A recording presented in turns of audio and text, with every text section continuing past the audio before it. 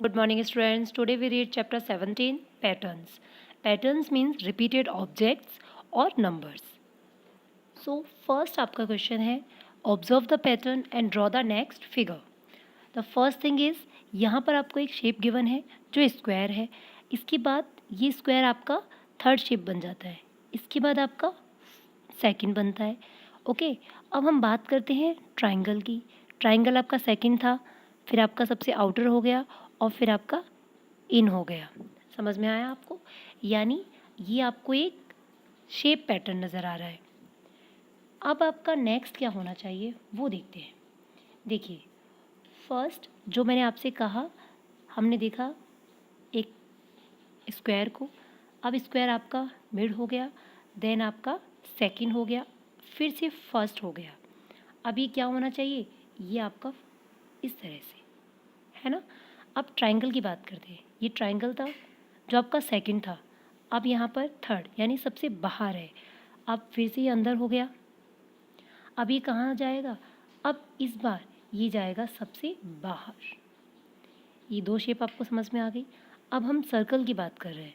Circle आपका इन था, फिर आउट और देन फिर आउटर, फिर से इन. अब क्या होगा? ये सेकंड शेप. ओके, ये था आपका सबसे पहला फर्स्ट क्वेश्चन पैटर्न का.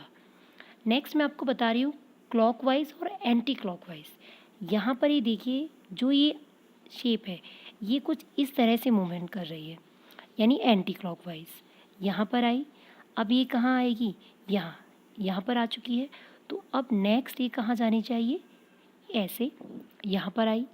अब हम बात करते हैं जो एक नेक्स्ट शेप आपको नज़र आ रही है, ये एक ट्राइंगल. इस ट्राइंगल के साथ कुछ ऐसा है, पहले ये ट्राइंगल यहाँ था, अब ये क्लॉकवाइज यहाँ आ गया. इसके बाद ये कहाँ पर हुआ? यहाँ. अब ये कहाँ आने वाला है? ऐसे. आई होप आपको समझ में आ रहा है कि जो पैटर्न है किसी न किसी एक रूल को फॉलो करते हुए चलता है, बट किस शेप में कौन सा रूल है ऐसा आप कभी नहीं कह सकते. आपको वो समझना ही होगा. अब आपका जो नेक्स्ट क्वेश्चन है वो कुछ है, यहाँ पर कलर, फिर यहाँ हुआ, इसके बाद यहाँ आया. अगर जो आपका नेक्स्ट होगा तो कहाँ कलरिंग होगी? इस जगह. अगर हम इसकी बात करें तो ये कुछ ऐसे फॉलो कर रहा है. यहाँ पर आ चुका है, यहाँ आ चुका है. अब ये कहाँ आएगा? इस जगह. क्लियर हुआ? और ये आपकी एक शेप बन गई. ओके, इसके बाद जो नेक्स्ट है ये बहुत ही इंटरेस्टिंग है. देखिए, ए और जेड यानी कि जो ABCD होती है उसका फर्स्ट और लास्ट, फिर B और Y, फिर C और X. तो D के साथ क्या आने वाला है? W. और ये टोटल क्या है आपका? टोटल आपका 10 है. 1 और 9, ये देखिए, ये आपका 1 और 9 है. 2 और 8 10, 3 और 7 10.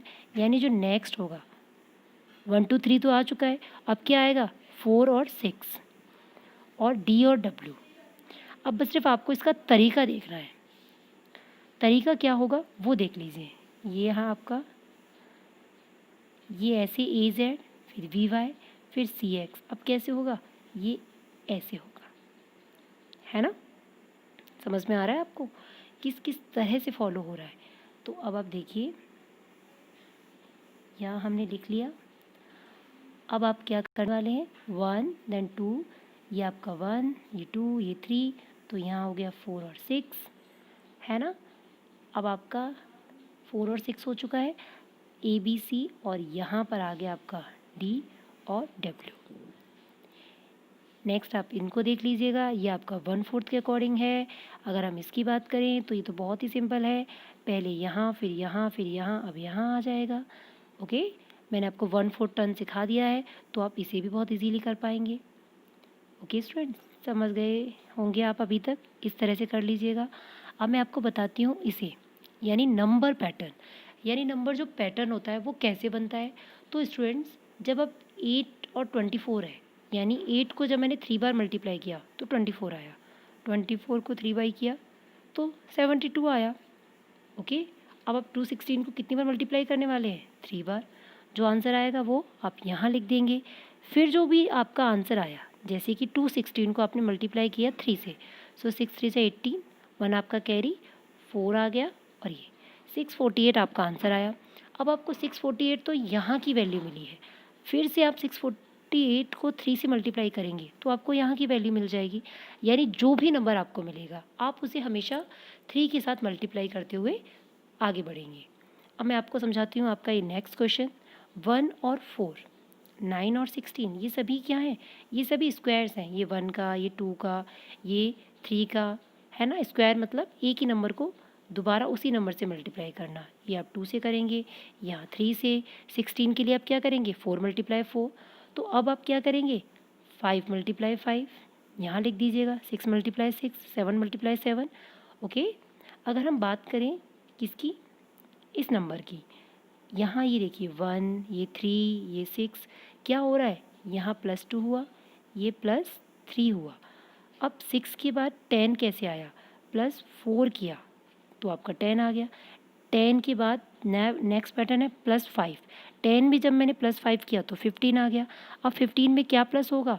देखिए यहाँ पर 2 हो चुका, 3 हो चुका, 4 हो चुका, 5 क्या आएगा?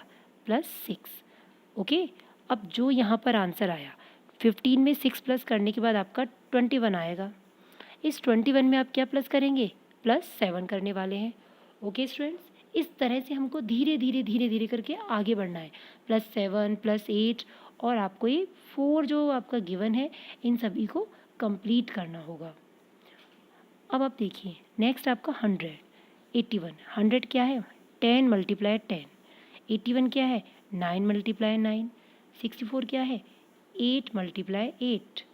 ये 7 × 7। तो यहाँ क्या आएगा? 6 × 6।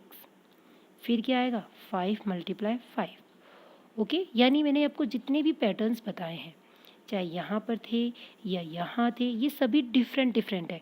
और आपको ये कैसे आएंगे? जब आप इनकी बार बार प्रैक्टिस करेंगे। सबसे पहले तो आप वीडियो को ध्यान से देखेंगे और फिर अपनी बुक्स में इन क्वेश्चंस को ट्राई कीजिएगा। अब हम देखते हैं आपका नेक्स्ट क्वेश्चन। नेक्स्ट देखिए, नेक्स्ट में आपको बताना है कि रॉन्ग कौन सा है। देखिए ये आपका शेड पार्ट है, फिर आपने 1 लेफ्ट किया, फिर शेड किया, फिर आपको क्या करना था? इसके बाद आपने 1 लेफ्ट किया, फिर आपने शेड किया, इसके बाद आपको ये लेफ्ट करना है, पर आपने तो यहाँ कलर कर दिया, मतलब ये गलत है। ओके।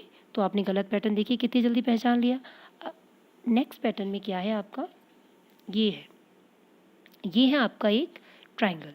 ट्राइंगल आपका इस तरह से टर्न हुआ, यहाँ पर आया, फिर ये यहाँ आया, इसके बाद ये यहाँ आ चुका है। 1 जंप ले रहा है। इस जंप के बाद इसे कहाँ आना चाहिए था? यहाँ पर यहाँ तो क्या है? स्क्वायर, यानी ये रॉन्ग है। ओके। अब आप इसे ध्यान से देखिए, यहाँ पर इसने कितना टर्न किया है कि इसने इस तरफ टर्न किया, यानी क्लॉकवाइज, सॉरी एंटी क्लॉकवाइज। अब इसके बाद इसने कहाँ टर्न किया? कन्फ्यूज़न हो रहा है। अभी हम फ़िलहाल इसे आगे बढ़ते हैं। कैसे हुआ होगा? ये था, फिर इसके बाद ये 1/4 टर्न, फिर ये 1/4 टर्न, ये 1/4 टर्न। ये तो सही है, यानी इसे टर्न कैसे लेना था?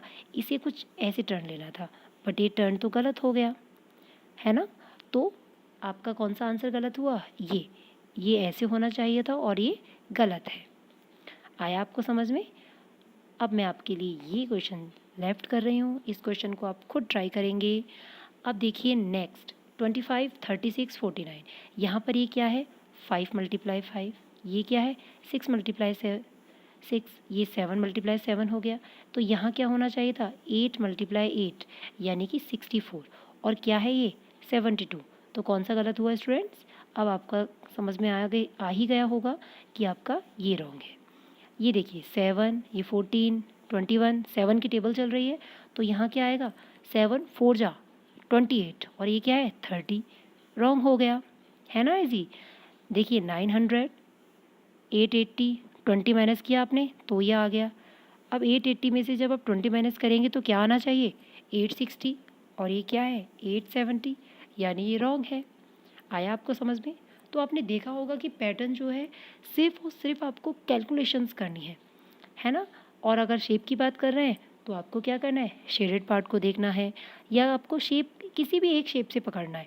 एक शेप से आप देखेंगे और उसी शेप के अकॉर्डिंग आपको पैटर्न समझ में आ जाएगा।